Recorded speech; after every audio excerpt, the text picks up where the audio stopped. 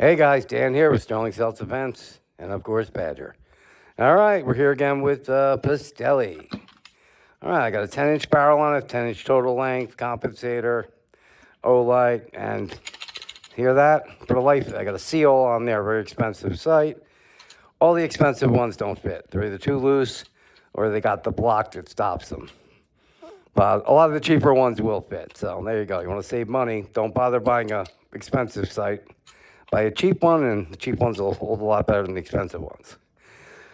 All right, got it loaded up with 8-gram joules. And some other things about this gun, you guys, tell you why it's so efficient too. Unlike the Umrex, when all the Umrex guns, when you pierce them, this is like one big plenum that just kind of feeds the gun. That's why it's not good with CO2, because it shoots it all off. With this, when you pierce it, this is more of a reservoir, all down here, all inside of here. That's why when you have HPA on it, it doesn't change the numbers like you think it would. Like on the Umrex, if you put HPA, this whole cylinder is empty and everything's empty, and basically makes it like a really big air chamber. And that's why it uses so much gas. This one doesn't work like that. And the good thing about that is, like with some other guns, when you pierce the CO2, as it's shooting, liquid's coming out of the CO2 and it's boiling off to a gas, which makes the tank very cold. That's why your pressure drops down per shot. This is upside down, so when it pierces it, liquid all comes out, then it expands in the chamber, and that's it for liquid. It equalizes the pressure all across through here, and then that's why it doesn't drop down each shot, because there's no cooling effect. You're not changing state from a liquid to a gas. That's when you get the cooling effect. With this, it's just using this whole area here, all the way here, as a reservoir for the air. So bolt shoots, comes back, fills back up from the reservoir. And this way it's all stable because it's one pressure. And it's not getting colder, so it's not dropping down the temperature.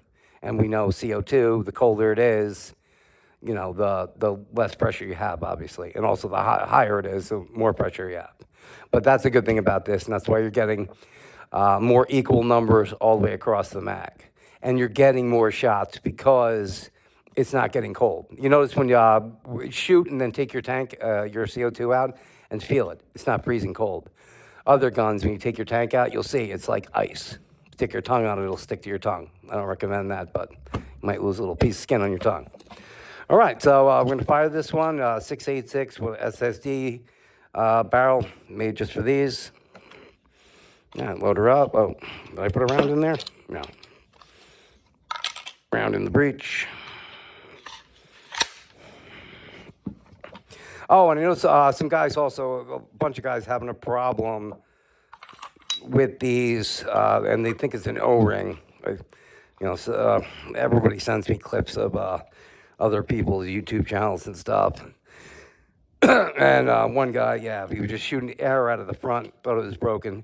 It's not broken with these. What happens is you have to reset the bolt. If you shoot it and all of a sudden the next time you go to fill up, you put your tank in and air just comes flying out the barrel, you got to reset your bolt. Your bolt's off. It's kind of stuck forward, so it's not filling. So basically you unscrew this cap.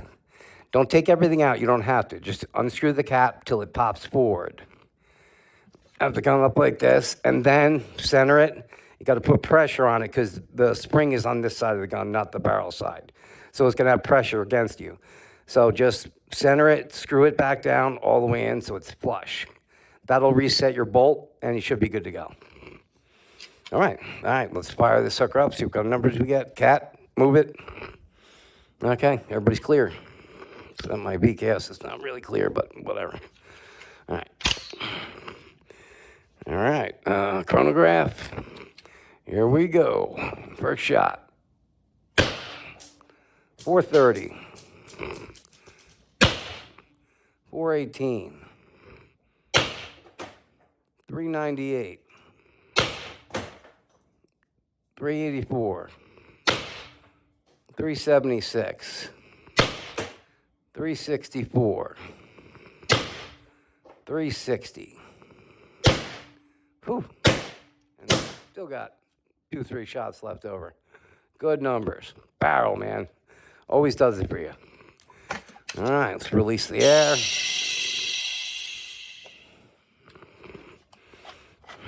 Take this out. And you feel it's a little cold, but it's not iced up like other markers usually get. You get the big coating of ice on it. This is just cool. Now, after you're done, you degas, always check. Make sure you don't have an extra. Sometimes air stays in this chamber. Trigger's good, limp, so there's no air left in it. Now, when it does that, I've noticed, I think it's just higher pressure. Over like 850, 900. I think it's that pressure seeping by and refilling after the last shot, and that's why you're holding it. So with regular 12-gram CO2, I don't think you're going to see the problem where it holds air in the reservoir and you're degassed and it's still got pressure in there. Anyway, I've yet to see it with a CO2, so that's my take on it. All right, well, that's it for me on this the 10-inch barrel. This isn't the sleeve barrel. This is just a 686 all the way through. 686 true bore all the way through, no sleeve. So, I don't have these available yet, but they'll be coming also. All right, that's it for me. I will see you guys on the next one. Stay safe. And Badger took off. Badger says goodbye. Goodbye.